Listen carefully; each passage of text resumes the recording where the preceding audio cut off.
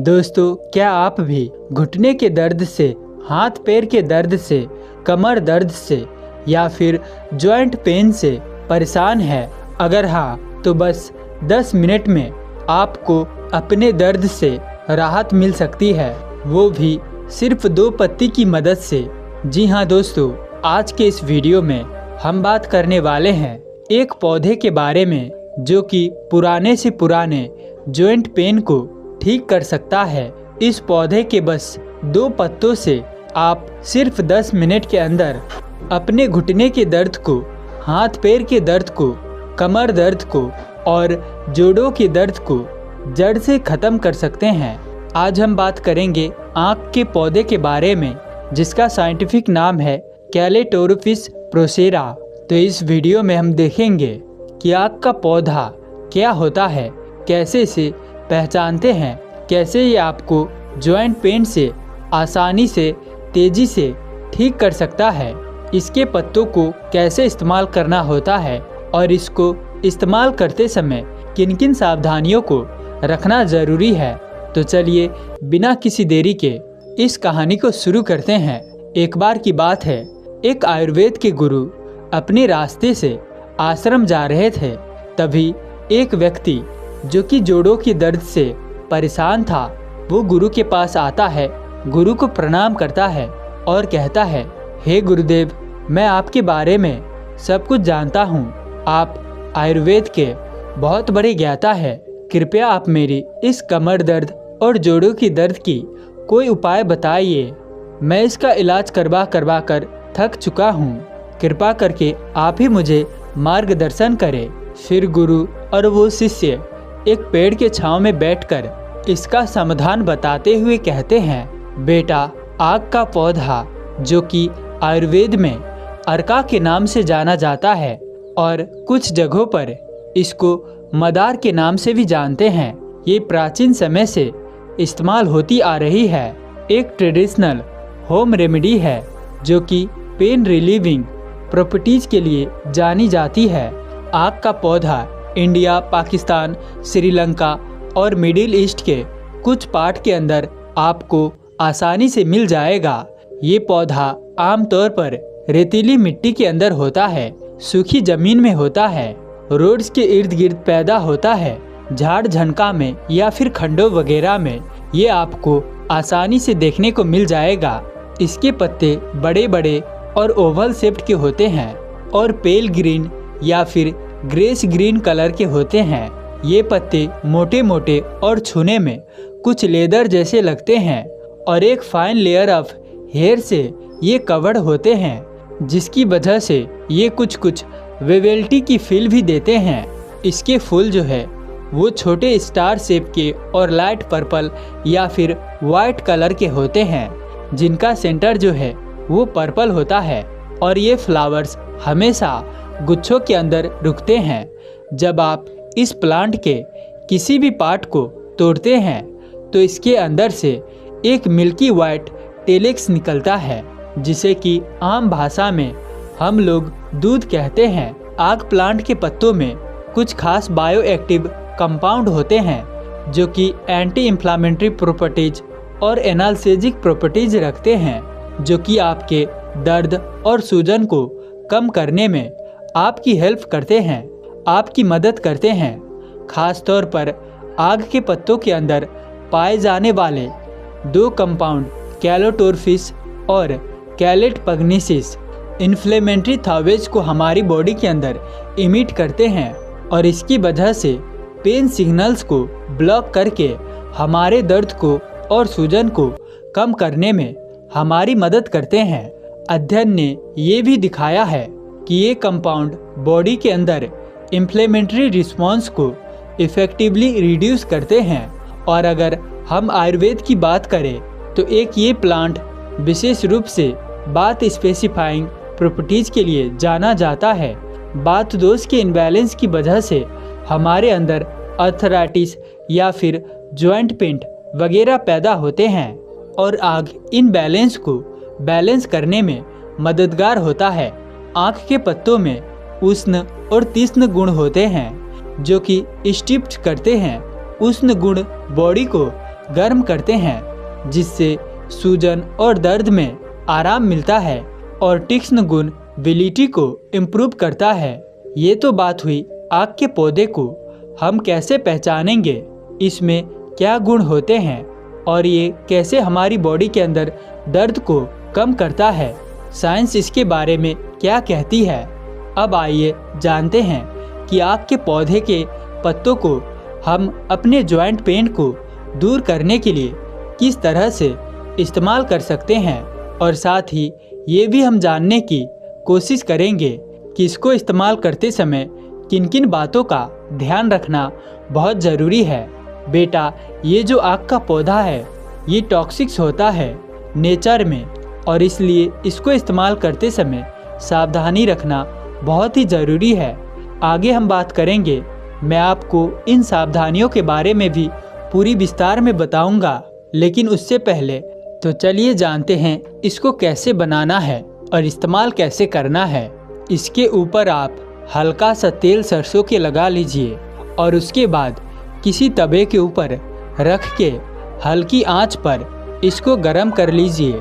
जब ये पत्ते गर्म हो जाए और नरम से पड़ जाए तो इन पत्तों को आप सीधे अपने अफेक्टेड एरिया पर, यानी घुटने, हाथ, पैर, जहाँ पर भी जिस जोड़ में आपको दर्द है वहाँ पर रख दीजिए और फिर इन पत्तों को कपड़े से, बैंडेज या फिर मेडिकल टेप से या फिर धागे से वहाँ बांध लीजिए, ताकि आपकी जो ये पत्तियाँ है ये वहाँ से हटे ना, वहाँ पर लगे रहे।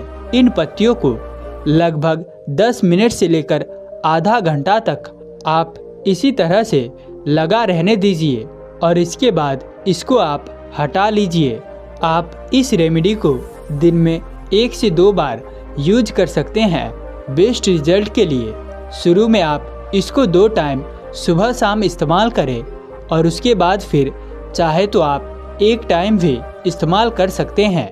इन पत्तों को इस तरह से गर्म करके लगाने से आप देखेंगे कि पहली बार ही आपको आपके दर्द में कमी महसूस होने लगी है, और धीरे धीरे जब नियमित तौर पर आप इसको करते रहेंगे तो आपका जो दर्द है वो और भी ज़्यादा तेज़ी से कम होना शुरू हो जाएगा। जॉइंट पेन रिलीफ के साथ ही आक प्लांट के और भी कई सारे बेनिफिट्स होते हैं, यानी आक के टेलेक्स को चोट मोच पे, कट्स वगैरह पे लगाने से ये इनको जल्दी ठीक कर देता है, भर देता है। इसके अलावा एक्जिमा, रिंगवर्म और स्केबिज जैसे स्किन इन्फेक्शन में भी इसका जो टेलेक्स होता है, जो दूध होता है, वो बाहर से लगाने से आपको आराम देता है। आग के पत्तों को जलाकर उसका स्मोक इनहेल करने से अस्थमा और ब्रोंकाइटिस जैसी रेस्पिरेटरी समस्या में आपको आराम मिलता है। और इसके अलावा आँख का टेलिक्स हर्बल नील्स के साथ मिक्स करके लगाने से आपके पल्प यानी कि आपके स्काल्प यानी कि आपके सर में जो डेंड्रफ वगैरह होती है, अगर जुहें वगैरह है तो उनसे भी आपको छुटकारा मिलता है और हेयर ग्रोथ भी इससे प्रमोट होती है। लेकिन एक चीज़ जो मैं आपको बहुत ही जोर देकर बताना चाहता हूँ कि वो ये है, आक के पौधे का कोई भी पार्ट, चाहे तना हो, इसका टेलेक्स हो या इसके पत्ते हो, कोई भी चीज़ हो, ये आपको ओरली या इन्हेलेशन के तौर पर या खुले जख्म के ऊपर लगाने के लिए बिल्कुल भी इस्तेमाल नहीं करना चाहिए। आक के पौधे में टॉक्सिन्स कंपाउंड होते हैं और अगर आप इसको ओरली या इंटरनली यूज करते हैं या अपने जख्म पे, खुले जख्म पर लगा लेते हैं तो ये आपके लिए नुकसान भी कर सकता है। ये compound gastrointestinal distress, severe irritation, cardiac issues को भी कॉज कर सकते हैं। आयुर्वेद में भी आक को सिर्फ एक्सपीरियंस आयुर्वेदिक प्रैक्टिशनर के सुपरविजन में भी इंटरनल यूज करने की सलाह दी जाती है। इसको हमेशा डिटॉक्सिफिकेशन के स्पेशल मेथड करने के बाद ही इस्तेमाल किया जाता है और इसीलिए किसी भी आयुर्वेदिक डॉक्टर से कंसल्ट किए बिना आप आग को कभी भी अंदरूनी तौर पर इस्तेमाल मत कीजिए, ये बहुत ही दर्दनाक हो सकता है। इस पत्तों को यूज करने से पहले एक पैच टेस्ट आप जरूर कर ले। थोड़ा सा टेलेक्स या फिर इसके पत्ते निकाल कर आप अपनी स्किन पर लगाइए और देखिए कि इससे कोई एलर्जी रिएक्शन तो आपको नहीं हो रहा है। और इसके बाद अगर आपको कोई दिक्कत ना लगे तभी इसको इस्तेमाल कीजिए। साथ ही आँख के टेलेक्स को या पत्तों को आँखों और म्यूकस ब्रेन से अपने दूर रखें, क्योंकि ये वहाँ जाकर बहुत ही ज़्यादा इरिटेशन पैदा कर सकते हैं। आपको दिक्कत हो सकती है। और अगर आपको कोई इरिटेशन या फिर एडवर्स रिएक्शन महसूस होता है तो तुरंत इसका इस्तेमाल करना आप बंद कर दीजिए और इफेक्टेड एरिया को साफ पानी से अच्छे से धो लीजिए। तो आँख पौधा का एक दो धारी तलवार की तरह होता है, जिसका सही इस्तेमाल ना किया जाए तो ये आपको नुकसान भी पहुंचा सकता है, और अगर सही से इस्तेमाल करा जाए तो ये आपके दर्द को छूमंतर भी कर सकता है। लड़के को खबर मिली तो वो एक जगह बैठा रह गया। मन में कई इमोशन थे। बचपन की बहुत सारी यादें उसके दिमाग में आ रही थी। उसे समझ नहीं आ रहा था कि वो कैसे रिएक्ट करे। 20 साल पहले लड़के ने पिता से झगड़कर घर और देश छोड़ दिया।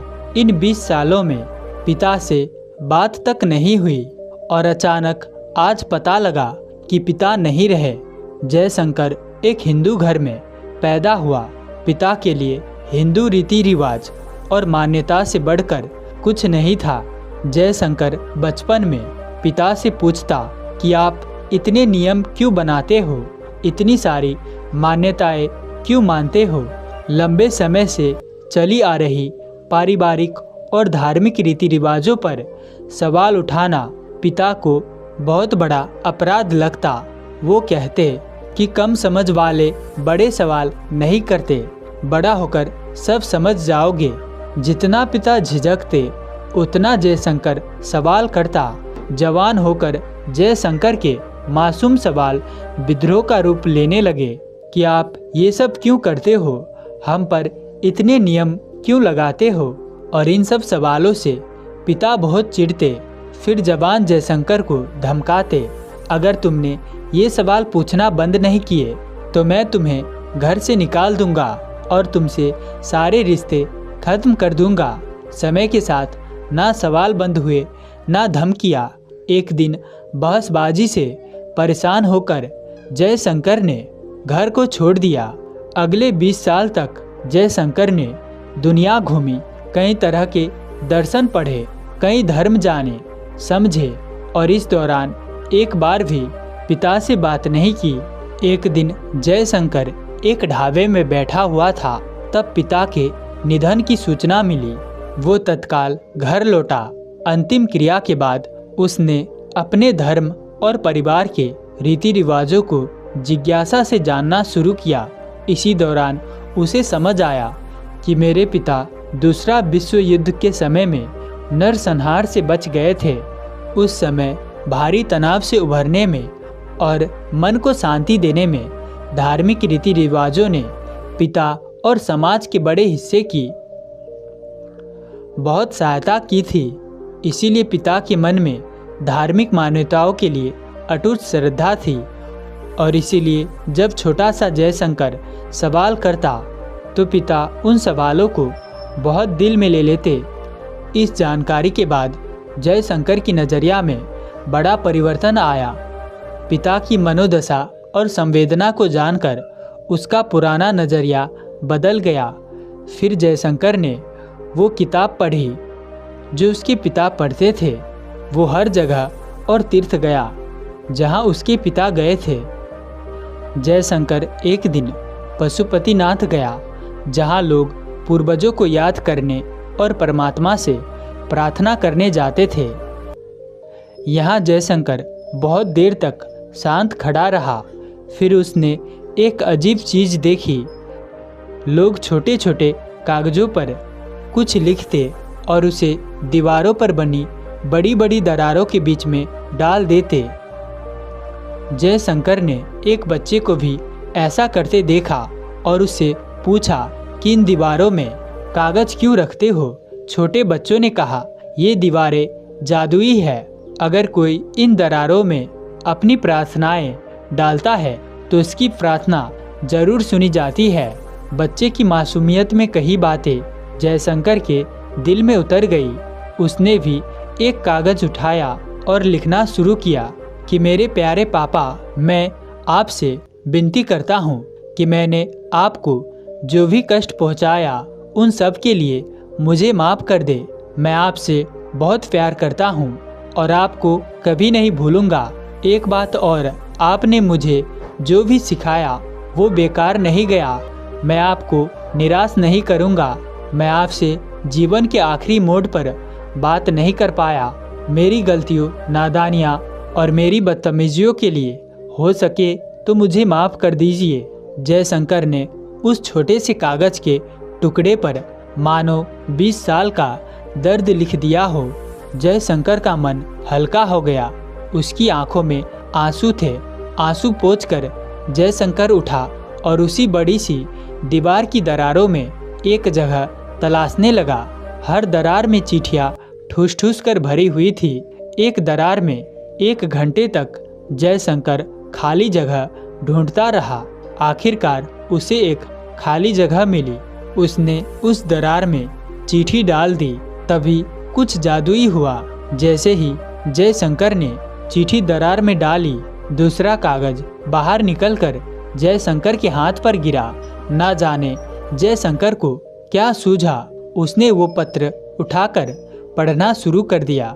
पत्र में लिखा था, मेरे प्यारे बेटे जयशंकर, मैं तुम्हें कभी ठीक से बता नहीं पाया कि मैंने तुमसे हमेशा प्यार किया और कभी तुम्हारे मासूम सवालों का शांति से जवाब नहीं दे पाया। शायद उस समय मुझ में इतनी समझ नहीं थी कि बच्चों के सवालों को कैसे हैंडल करते हैं। भले ही हम दूर हो, हमारी बात ना हुई हो, लेकिन तुम मेरे प्यारे बेटे ही रहोगे। जयशंकर, आज मैं तुम पर गर्व करता हूँ। तुम्हारे सवाल अपनी जगह सही थे। मैं आशा करता हूँ कि तुम भी एक नासमझ पिता को माफ़ कर दोगे और मन की शांति पाओगे। जैसे ही जयशंकर ने पिता का पत्र पढ़ा, उसकी आंखें भर आई और अचानक से एहसास हुआ कि सालों पुराना कंधे का दर्द कहीं छूमंतर हो गया है। दोस्तों, इस कहानी में 3 बातें उजागर होती हैं। पहला, पिता और लड़के दोनों ने पहले खुद को माफ़ किया, तभी वो दूसरों से माफ़ी मांग पाए। इसमें हमें पता चलता है कि जो दूसरों से माफ़ी मांगता है वो असली दिलेर होता है, क्योंकि उसने पहले खुद को माफ़ कर दिया है। बाकी बस इतनी सी कि मैंने खुद को गलत जज किया, मैंने आपको गलत जज किया। जजमेंट पास करना मेरा काम नहीं है। माफ़ी कभी भी और कहीं से भी मांगी जा सकती है।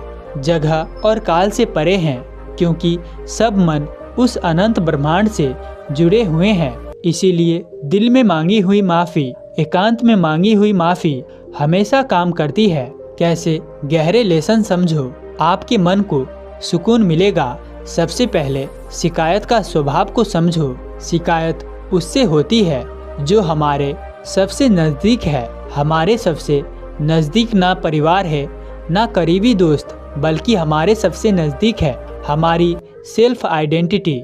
इसीलिए सबसे बड़ी और सबसे गहरी शिकायत हमें खुद से ही होती है। मैं कमज़ोर हूँ, मेरे साथ गलत हुआ, मैं नहीं कर पाया। उसके बाद ही हमें दूसरे नज़दीकियों से शिकायत होती है, यानी परिवार और प्यार से। शिकायत यानी मन ने पूरी भावनाओं के साथ पास्ट को पकड़ा हुआ है। पकड़ा हुआ पास्ट ही रिपीट होता है। हम एक ही घटना का दर्द कई बार महसूस करते हैं। मैं नहीं कर पाया, यही दर्द हर दिन कई चीज़ों में बार बार दिखता रहेगा। मन में टेंशन बना रहेगा। यही टेंशन मानसिक और शारीरिक बीमारियों का कारण बन जाता है। इसीलिए खुद को माफ़ करो। कैसे, इसके लिए समझो।